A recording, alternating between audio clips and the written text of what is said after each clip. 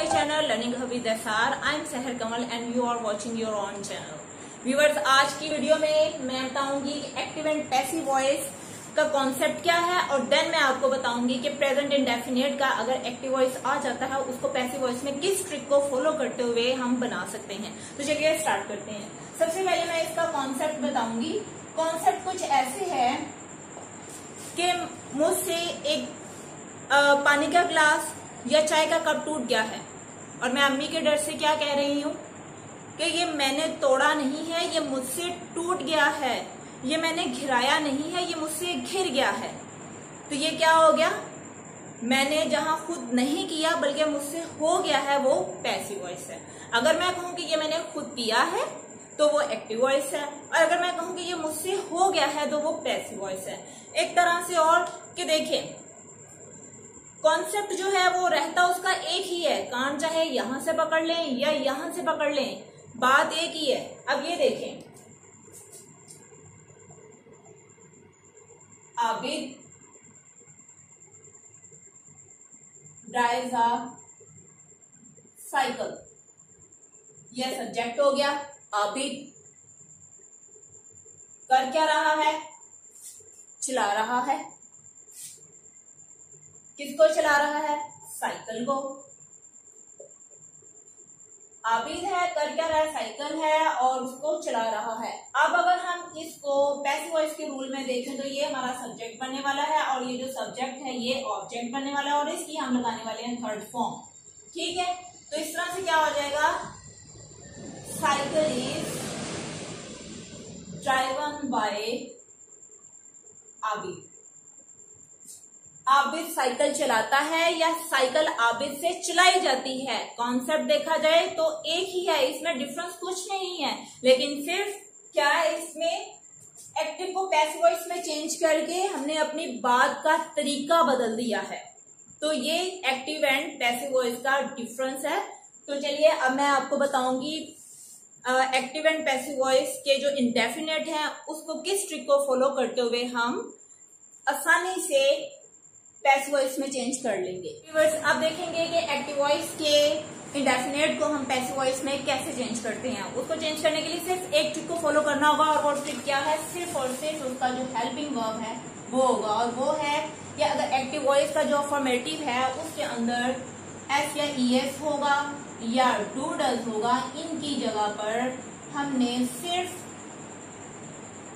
Is, are या M, इनमें से कोई एक सब्जेक्ट के हिसाब से लगा देना है।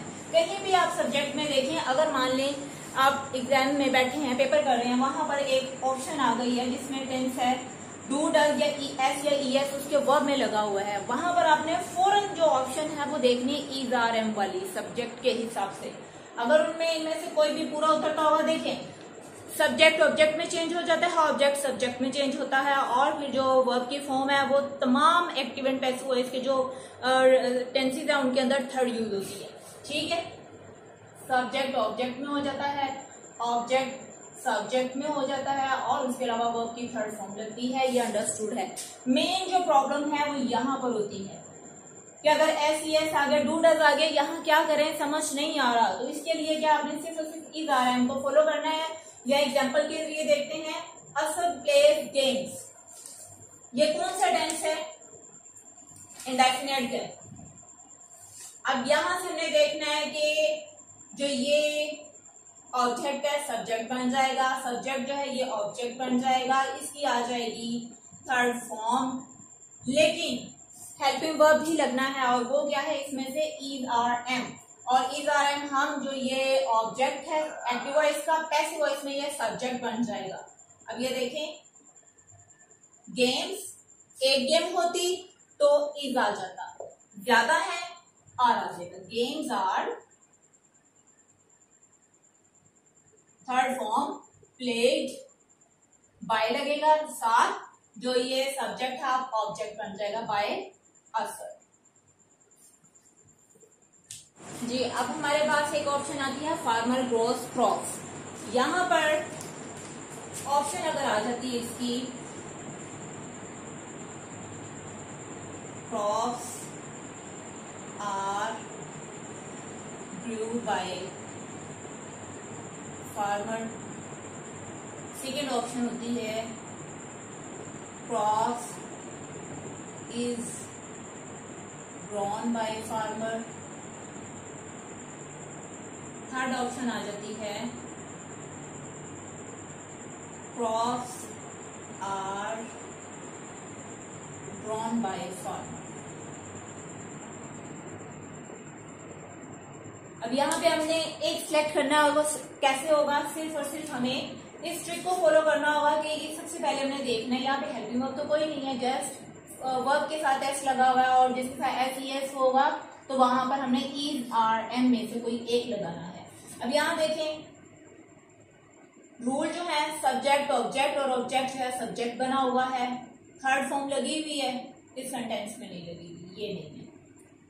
इसको देख लेते हैं। हाँ जी यहाँ पर सब्जेक्ट ऑब्जेक्ट है, ऑब्जेक्ट सब्जेक्ट भी है, बाय भी लगा हुआ है और थर्ड फॉर्म भी है, लेकिन क्या है कंफ्यूज करने के लिए उन्होंने इज लगा दिया है यहाँ पर, जो कि क्रॉप्स के साथ इज नहीं आता। अब हम थर्ड को देख लेते हैं, crops are drawn by farmer, ये हमारा करेक्ट आंसर है। ये जो चीजें ये हमें सिर्फ और सिर्फ कंफ्यूज करने के लिए, देखें सारा उन्होंने पूरा जो सब्जेक्ट ऑब्जेक्ट और फॉर्म्स को फॉलो किया हुआ, लेकिन कहीं ना कहीं आके उन्होंने कुछ ऐसा पॉइंट अंदर रख दिया है जिससे कि जो स्टूडेंट है वो एकदम कंफ्यूज हो जाए और वो किसी गलत वाले को टिक कर दे। इसमें देखें ही टीच अस ग्रामर, यहाँ ही सब्जेक्ट, ये सब्जेक्ट है, ये ऑब्जेक्ट है, ठीक है, ये ऑब्जेक्ट नहीं होगा, ये इस वर्ब का पार्ट है, तो लिहाजा हमने सब्जेक्ट को ऑब्जेक्ट बनाना है, ऑब्जेक्ट को सब्जेक्ट बनाना है और फिर जो ये वर्ब है इसकी थर्ड फॉर्म लगनी है। लेकिन हमारे लिए प्रॉब्लम क्या है, वो ट्रिक बताएं जल्दी से भी जिसके जरिए हमने इसको टिक करना है, तो वो कौन सा ट्रिक है। सबसे पहले ऑप्शन में हम देख लेते हैं,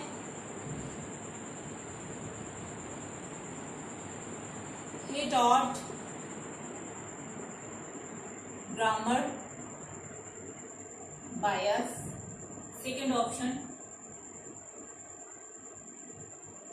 we are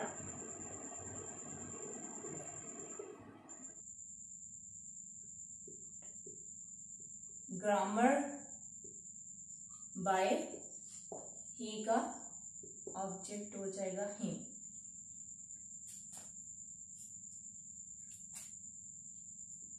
third example, sorry example नहीं ये ऑप्शन है,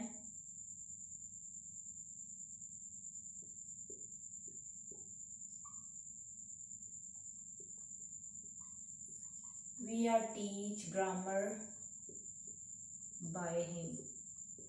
अब इसमें देखें सब्जेक्ट ऑब्जेक्ट ऑब्जेक्ट सब्जेक्ट ये पता है, थर्ड फॉर्म होनी चाहिए ये भी हमें पता है। हमने मेन चीज क्या देखनी है, ई एस इंडेफिनेट का है तो इसलिए इज आर एम किसके अंदर इस्तेमाल हुआ है। अब हम यहाँ देखें, यहाँ तो इज आर एम है नहीं, ये टोटल गलत। इधर देख लेते हैं, we are taught grammar by him, जी वी सब्जेक्ट आर भी लग गया उसके मुताबिक, थर्ड फॉर्म भी लग गई है और ग्रामर बाय के बाद सब्जेक्ट को ऑब्जेक्ट भी बना दिया है, तो ये ठीक आंसर है। लेकिन फिर भी हम थर्ड वाले को देख लेते हैं, इधर क्या बताया, वी आर टीच, यहाँ पर ये दोनों चीजें तो ठीक है लेकिन टीच फर्स्ट फॉर्म लगाकर इस ऑप्शन को गलत किया गया है और ये हमें कंफ्यूज करने के लिए दिया गया है। Why do you like him so much, why interrogative आ गया है और साथ में डू है, ये कंफ्यूज करने के लिए, और डू से पता चल रहा है कि ये इंडेफिनेट का है, लेकिन इसको हमने पैसिव वॉइस में कैसे बनाना है, सब्जेक्ट को ऑब्जेक्ट, ऑब्जेक्ट को सब्जेक्ट और थर्ड फॉर्म भी लग जाएगी, ये तो ठीक हो गया, लेकिन हमें कंफ्यूज कर रहा है डू और वाई भी। तो सिंपल सा इसका यही ट्रिक है कि आपको ऑप्शन में जहां भी यू के साथ आर लगता है आपने सब्जेक्ट देखना है और सब्जेक्ट के साथ आपने देखना है कि आर लग जाएगा तो ये एग्जैक्ट होगा। लेकिन यहाँ पर ये यू है, आपने सब्जेक्ट इसको बनाना है, इस हिसाब से ये ही में कन्वर्ट होगा, आपका सब्जेक्ट ये होगा। एक्टिव वॉइस में ये सब्जेक्ट है, पैसिव वॉइस में ये सब्जेक्ट हो जाएगा, हिम जो है वो ही में कन्वर्ट हो जाएगा। तो ऑप्शन देखते हैं इसकी,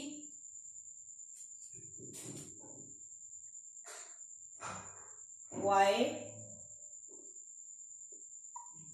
are you liked by him so much.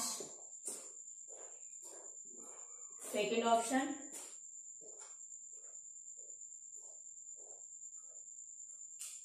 why he is liked by you so much.